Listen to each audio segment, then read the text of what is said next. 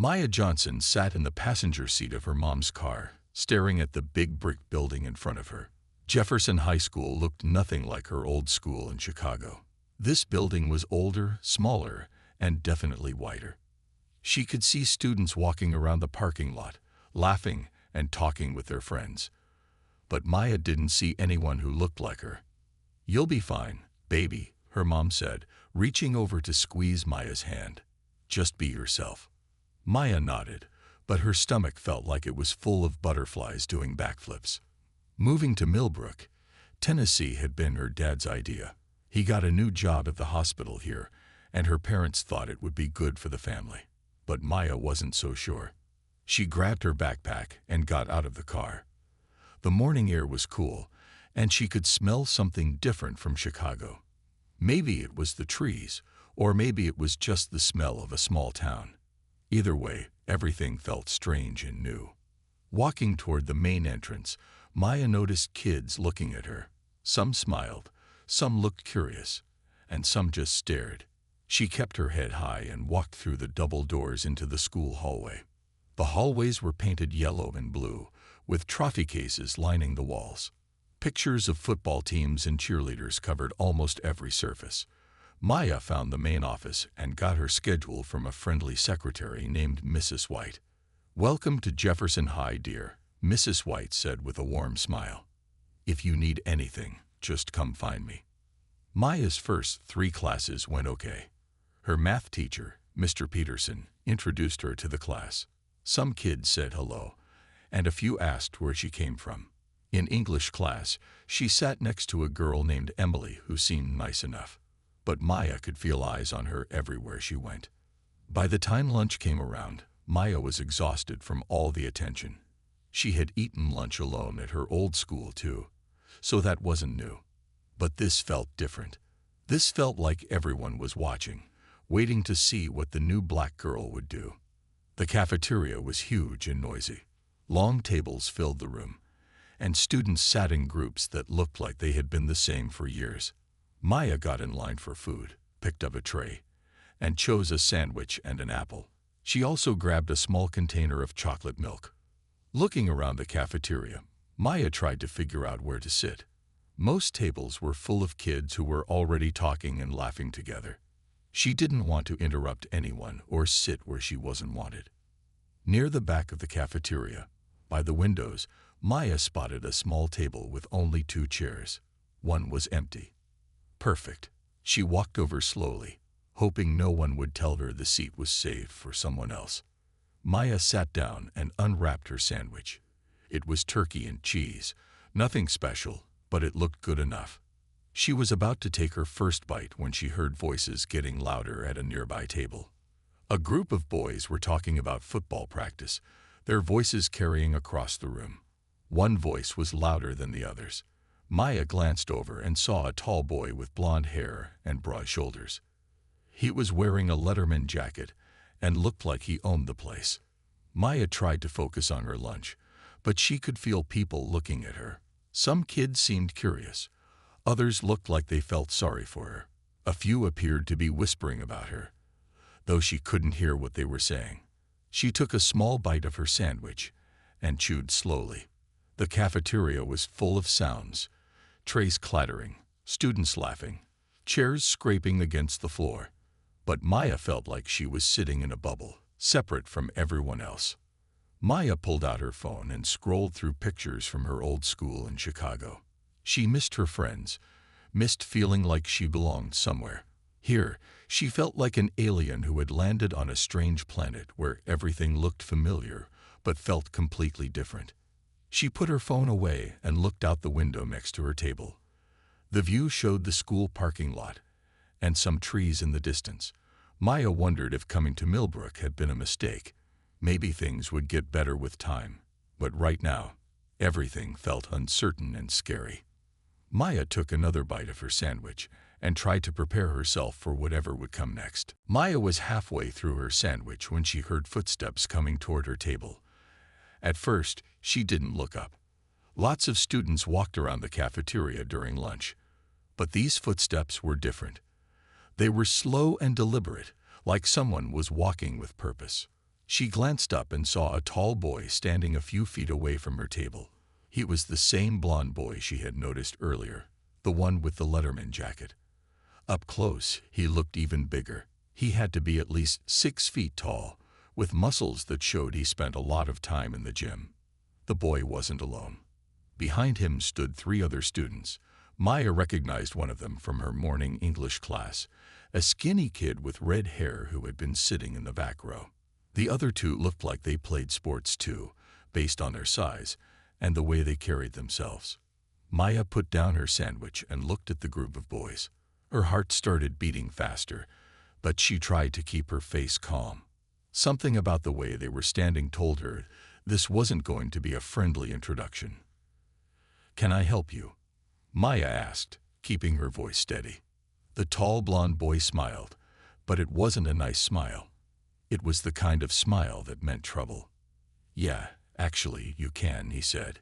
His voice was loud enough that students at nearby tables started to notice. Maya noticed that some of the kids around them had stopped eating. A few were already pulling out their phones. In 2024, everyone recorded everything. Maya had a sinking feeling that whatever was about to happen would be caught on camera. "I'm Brad Morrison," the boy said, like his name should mean something to her. "I'm the quarterback of the football team." "Okay," Maya replied.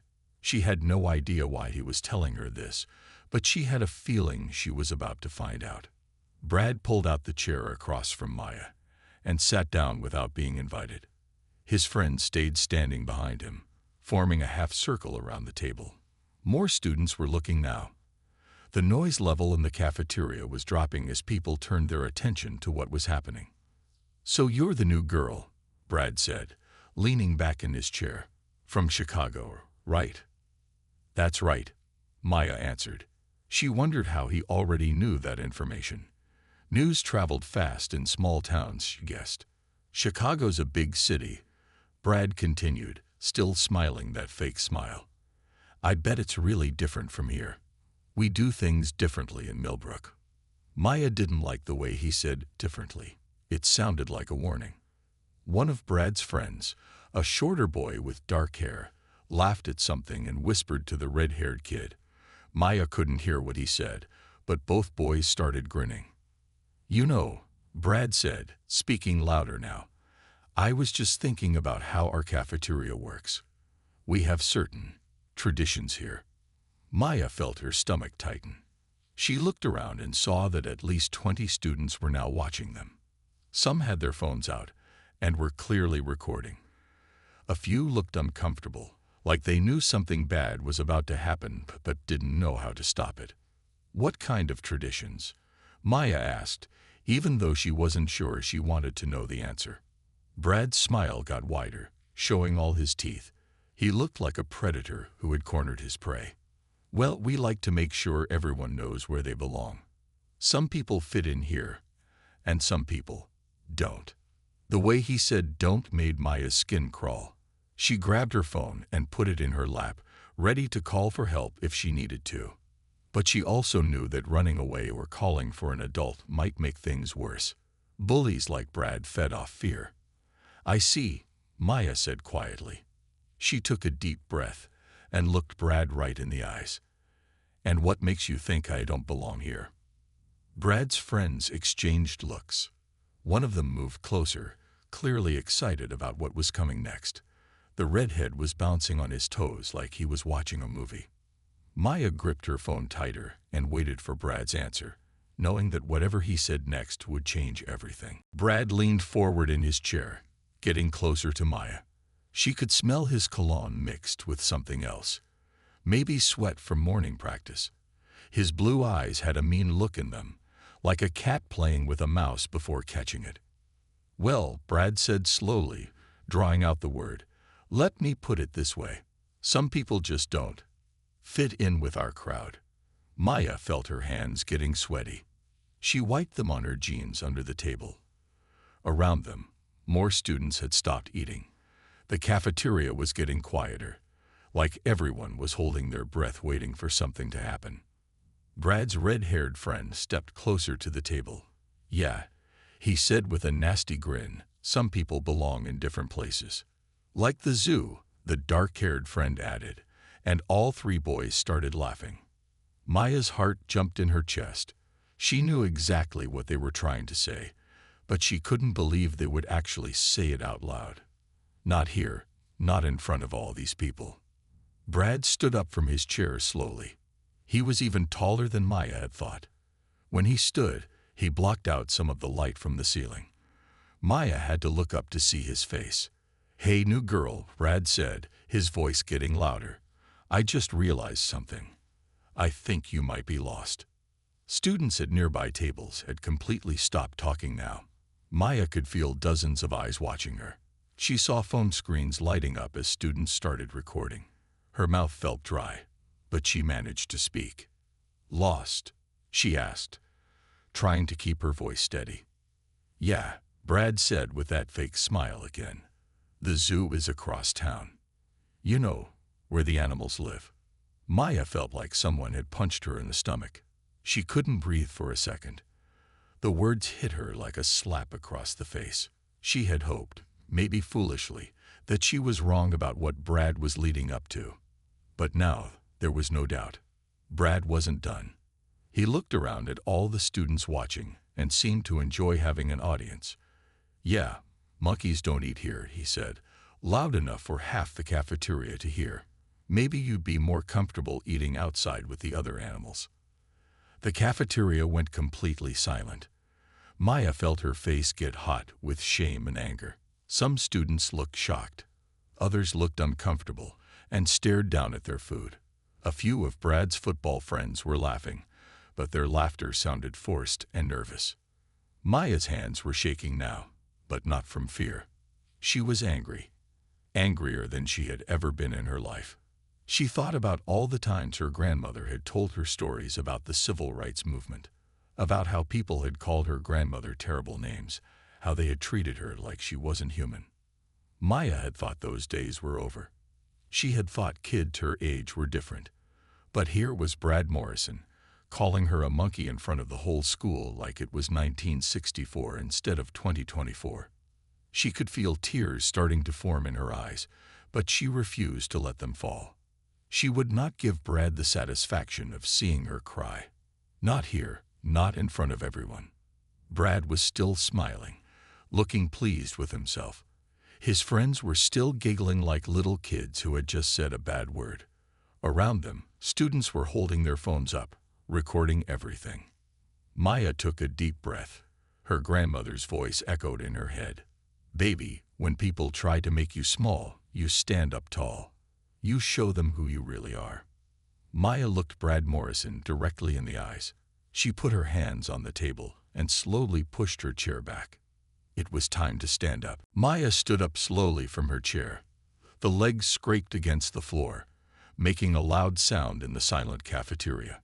She was shorter than Brad, but something about the way she stood made him take a small step back. Her hands were still shaking, but now it was from anger, not fear. She looked Brad right in the eyes without blinking. For a moment, no one said anything. The whole cafeteria felt frozen in time. "Excuse me," Maya said. Her voice was quiet, but everyone could hear her clearly. "Did you just call me a monkey?" Brad's smile flickered for just a second. He probably expected her to run away crying or to call for a teacher. He didn't expect her to stand up and face him. "Yeah, I did," Brad said, trying to sound tough. "What are you going to do about it?" Maya took a step closer to Brad. She could feel her heart beating fast, but her voice stayed calm and strong. "Well, since you called me a monkey, I think you should know something about this monkey." Brad's friends looked confused. The red-haired kid stopped laughing. Students around them leaned forward to hear better. Some were still holding up their phones, recording everything. Maya reached into her backpack and pulled out her phone. Her hands were steadier now. She scrolled through her photos until she found what she was looking for. "This monkey," Maya said, turning her phone screen toward Brad, scored a 1580 on her SATs. Brad looked at the screen. It showed Maya's SAT score report. His cocky smile started to fade. "And this monkey," Maya continued, swiping to another photo. Got accepted to MIT early admission. A murmur went through the cafeteria. MIT was one of the best schools in the country. Everyone knew that. Students started whispering to each other. Brad's friends looked surprised. Maya wasn't done. She kept swiping through her photos. This monkey also won first place in the Chicago Science Fair 2 years in a row. She showed him a picture of herself holding a large trophy, standing next to a complex science project. And this monkey speaks 4 languages: English, Spanish, French, and Mandarin. Brad was starting to look uncomfortable. His friends had stopped laughing completely. One of them, the dark-haired boy, was staring at Maya like he was seeing her for the first time. Oh, and this monkey, Maya said, her voice getting stronger, codes in 6 different programming languages. I built my own app that tracks water pollution in urban areas. It has over 10,000 downloads. The cafeteria was buzzing now. Students were talking quietly among themselves. Maya heard someone say "wow" under their breath. Brad tried to interrupt. That doesn't mean. I'm not finished, Maya said firmly, cutting him off. This monkey also has a 4.0 GPA and tutors other kids in math and science. For free. Maya put her phone away and crossed her arms. She looked Brad up and down like she was studying him. Now, she said, let me ask you something, Brad Morrison. What exactly have you accomplished? Besides throwing a ball around a field and being mean to people who never did anything to you. The question hung in the air like a challenge. Brad opened his mouth, but no words came out. His face was turning red, and not from anger. He looked embarrassed. Maya waited a moment, then continued. You know what the real difference is between you and me. I use my brain to build things, to help people, to make the world better. You use yours to tear people down because you're too insecure to build yourself up. Some students started nodding. A girl at a nearby table whispered, she's right, to her friend. Brad was speechless. For the first time since he had walked over to Maya's table, he didn't know what to say. Maya wasn't done with him yet. Maya looked around the cafeteria at all the students watching. She could see some of them nodding in agreement with what she had said. Others looked shocked that someone had finally stood up to Brad Morrison. You want to know something else? Maya asked, her voice carrying across the room. I've been in this school for less than 1 day, and I already know more about respect than you've learned in 4 years. Brad's face was getting redder. He looked angry and embarrassed at the same time. His friends were shifting uncomfortably, looking at each other like they weren't sure what to do. Maya took another step forward. You think calling me names makes you powerful. You think being cruel makes you strong. She shook her head. It just makes you small. A girl at a nearby table stood up. Maya didn't know her name yet, but she had dark hair and was wearing a student council pin. She's right, Brad, the girl said loudly. What you said was disgusting.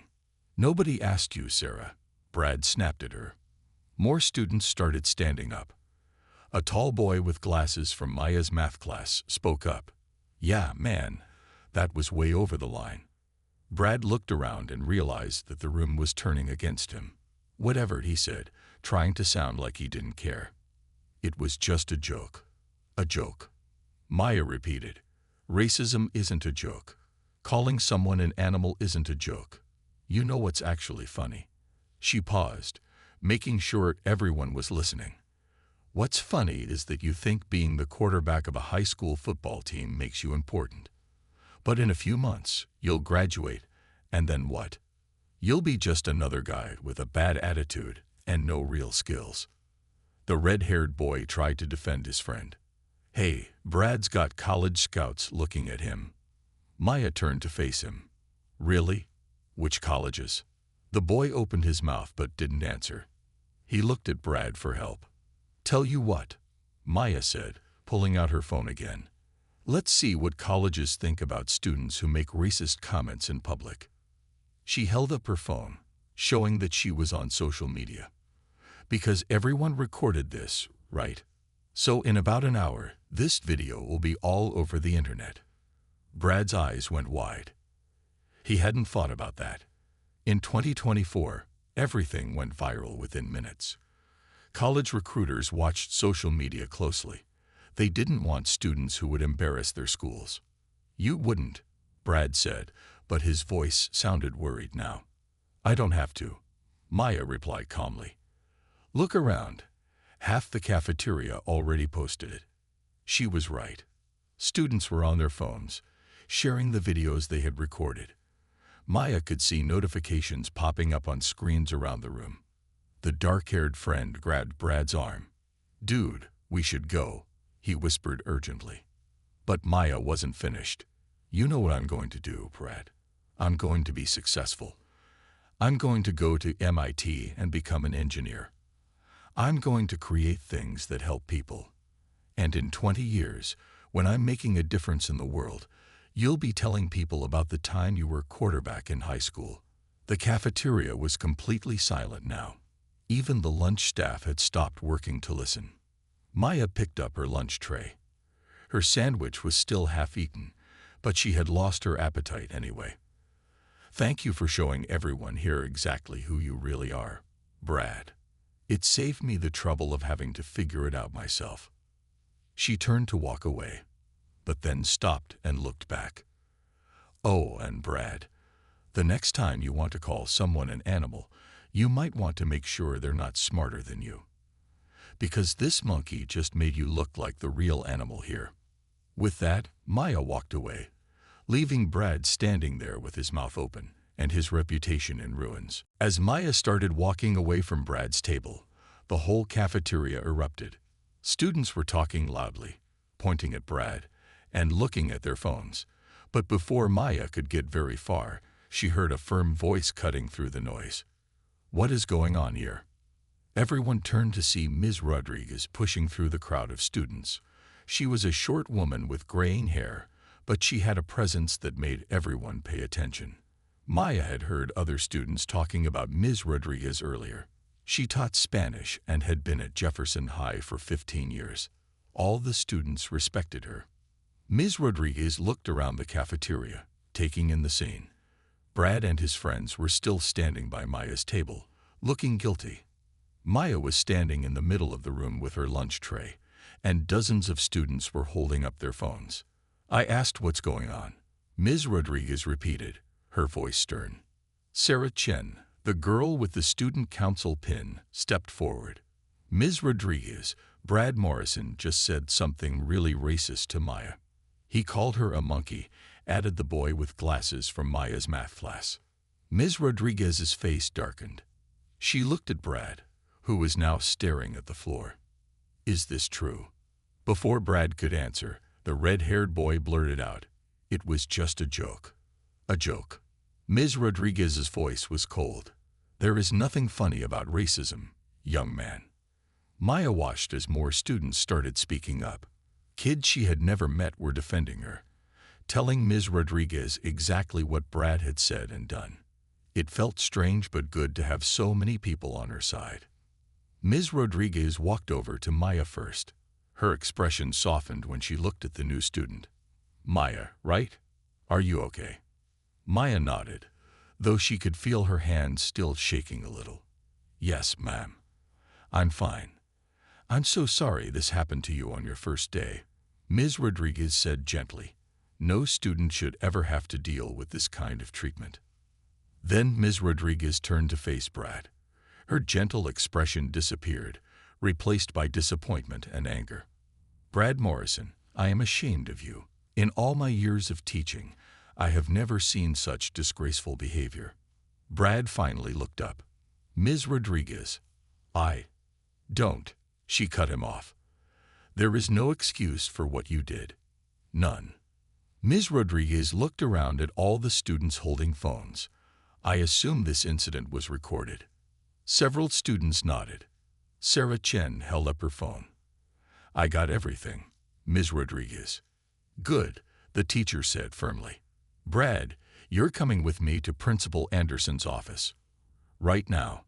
Brad's friends started to follow, but Ms. Rodriguez held up her hand. "Just Brad. The rest of you, sit down and finish your lunch. The show is over." As Ms. Rodriguez led Brad away, the cafeteria slowly started to return to normal. But Maya noticed that everything felt different now. Students who had ignored her before were looking at her with respect. Sarah Chen walked over to Maya with her lunch tray. "Mind if I sit with you?" she asked with a smile. "I'd like that," Maya replied.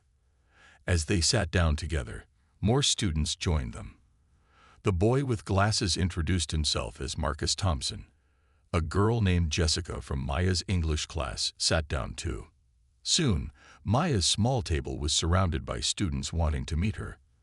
"That was incredible," Marcus said. "I've been wanting someone to stand up to Brad for years." "The way you handled that," Jessica added. "I could never be that calm and smart under pressure." Maya felt overwhelmed but grateful. An hour ago, she had been eating lunch alone, feeling like an outsider. Now she was surrounded by new friends who had seen her at her strongest moment. Sarah pulled out her phone and showed Maya the screen. "Look at this. The video already has thousands of views." Maya's stomach dropped a little. "Is that good or bad?" "Definitely good," Sarah assured her. "Everyone's saying you're a hero." By the end of the school day, Maya's life had completely changed.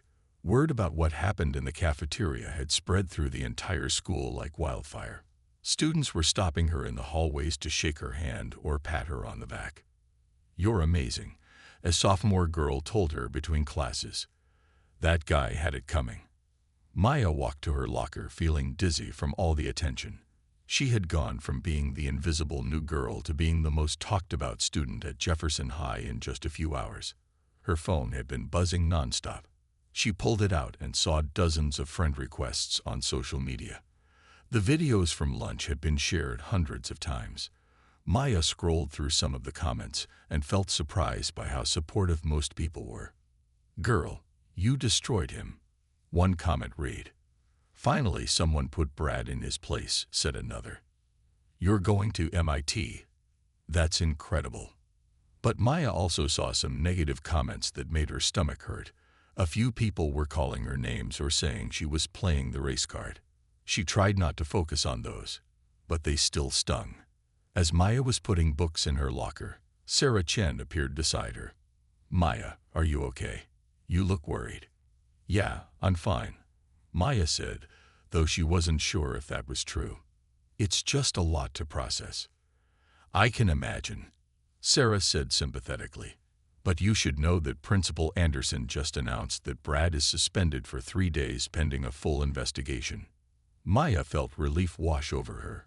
At least there were real consequences for what Brad had done. "That's not all," Sarah continued.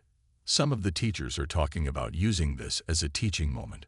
Ms. Rodriguez wants to start a diversity club, and Mr. Peterson asked if you'd be interested in joining the academic decathlon team." Before Maya could respond, Marcus Thompson jogged up to them. He was slightly out of breath. "Maya, I've been looking for you everywhere." "What's up?" Maya asked. "2 things," Marcus said excitedly. "First, the debate team wants you to join. We have a tournament next month, and after seeing how you handled Brad, we know you'd be perfect." Maya smiled for the first time since lunch. "What's the second thing?" "Channel 7 News wants to interview you," Marcus said. "My mom works there, and she saw the video online. She thinks your story could inspire other kids who are dealing with bullying." Maya's eyes widened. "TV news? Really?" "Don't feel pressured," Sarah said quickly. "You don't have to do anything you don't want to." Maya thought about it. Part of her wanted to hide from all the attention, but another part of her remembered her grandmother's stories about speaking up for what's right. "You know what?" Maya said finally. "Maybe I should do the interview. If it helps even one kid stand up for themselves, it's worth it." As the 3 friends walked toward the school exit, Maya's mom was waiting in the parking lot.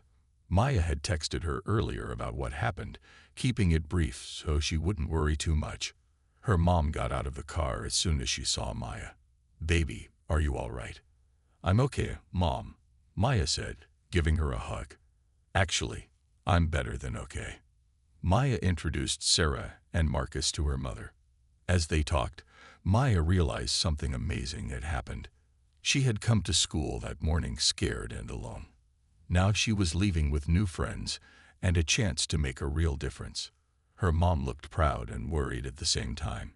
"Your father wants to call the school board," she said. "I think Principal Anderson has it handled," Maya replied. "Besides, I took care of it myself." Maya looked back at Jefferson High as they drove away. Tomorrow would bring new challenges, but she felt ready for them. She had found her voice, and she wasn't planning to stay quiet anytime soon. 2 days later, Maya sat in the school conference room across from a reporter and camera crew from Channel 7 News. She had spent the previous evening practicing what she wanted to say with her parents.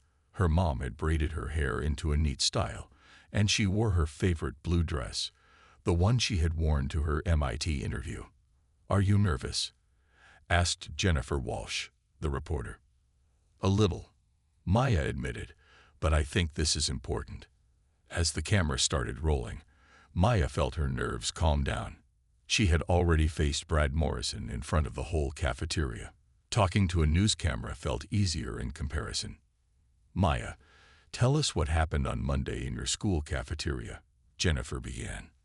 Maya told the story clearly and calmly.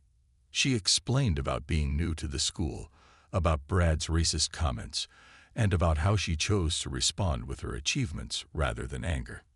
"What made you decide to stand up to him that way?" Jennifer asked. "My grandmother always told me that education is something no one can take away from you," Maya said. "When Brad tried to make me feel small, I reminded myself of everything I've worked for. I wanted him to know that his words couldn't define me." While Maya was giving her interview inside the school, the story was already having effects throughout the community. At the local college recruiting office, Coach Williams was meeting with his assistant. "Did you see this video from Jefferson High?" the assistant asked, showing him a tablet. Coach Williams watched the cafeteria footage and shook his head. "That's Brad Morrison, right? The quarterback we were considering for a scholarship." "Yes, sir. What do you think?" "I think we need to look elsewhere," Coach Williams said firmly. "We don't want players like that representing our university." Similar conversations were happening at 3 other colleges that had been recruiting Brad. By Wednesday morning, all of Brad's scholarship offers had been withdrawn. Meanwhile, Maya's interview aired on the evening news. The story didn't just stay local. National news outlets picked it up. By Thursday, Maya was trending on social media platforms with hashtags like #SmartResponse and #EducationMatters. Back at school, things continued to change. Principal Anderson announced that Jefferson High would be implementing new anti-bullying policies. The school board scheduled sensitivity training for all staff members. Maya found herself busier than ever. She joined the debate team and the academic decathlon. Sarah Chen introduced her to the student council, and they asked her to help organize a Diversity Week celebration. But the biggest change was in how other students treated each other. Kids who used to stay quiet when bullying happened were now speaking up. A freshman named Tawny, who was often picked on for being small, told Maya that her example gave him courage to tell a teacher when older kids were bothering him. "I kept thinking about what you did," Tommy said. "How you didn't let that guy make you feel bad about yourself." Maya also noticed changes in herself. The scared, lonely girl who had sat by herself on Monday was gone. She walked through the hallways with confidence, made new friends every day, and felt like she truly belonged at Jefferson High. On Friday, exactly 1 week after the cafeteria incident, Maya was eating lunch with Sarah, Marcus, and 5 other new friends.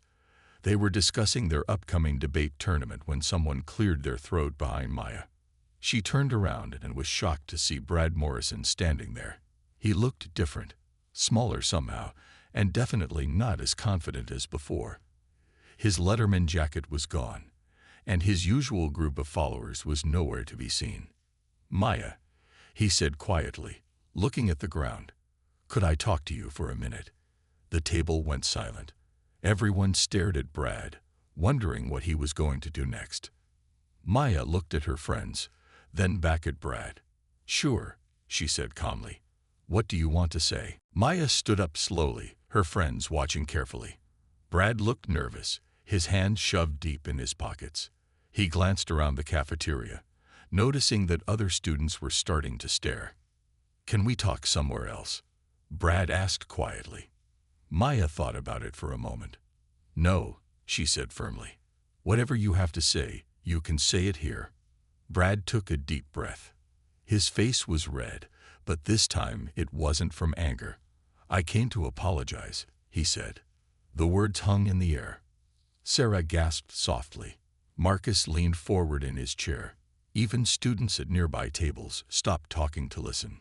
"I was wrong," Brad continued, his voice shaky.